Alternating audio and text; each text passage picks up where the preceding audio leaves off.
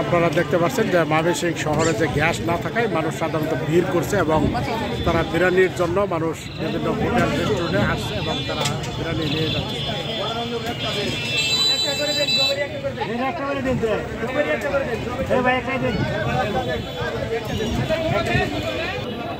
লম্বা লাইনে দাঁড়িয়ে তারা বিরিয়ানি কিনছে।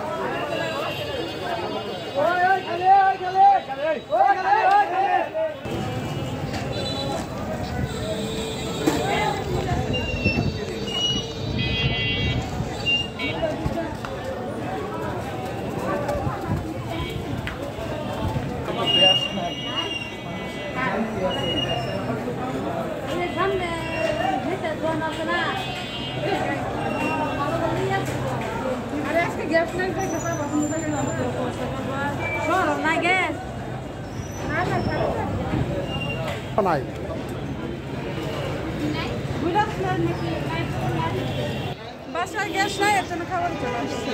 এখানে খাবারও পাচ্ছি না। মানে এটাতে 4টা হোটেল আসলাম, মানে কোনো হোটেলে খাবার পান নাই? হঠাৎ করে এখানে খাইতে আসছিলাম, আসা দেখি বন্ধ। পান নাই, বিরিয়ানি পান নাই? না, মানে কয়টা হোটেলে গেছেন এই পর্যন্ত? না, এটাতে প্রথম আসলাম। কি বলছে তারা? বন্ধ।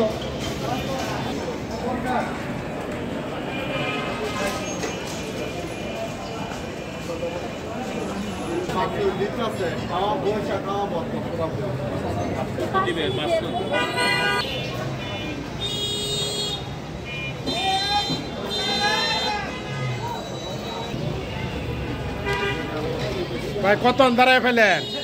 অনেকক্ষণ। ঘন্টার উপরে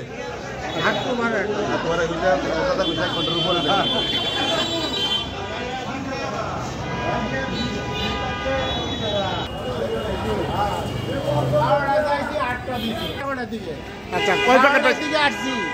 মানে 12টা চাইছি, 8টায়। আমি 12টা হাফ চাইছি, আমাকে 8টা দিয়ে 11:30টায় আসছি।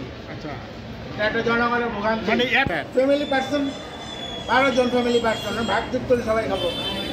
কি করতে হবে? Thank you.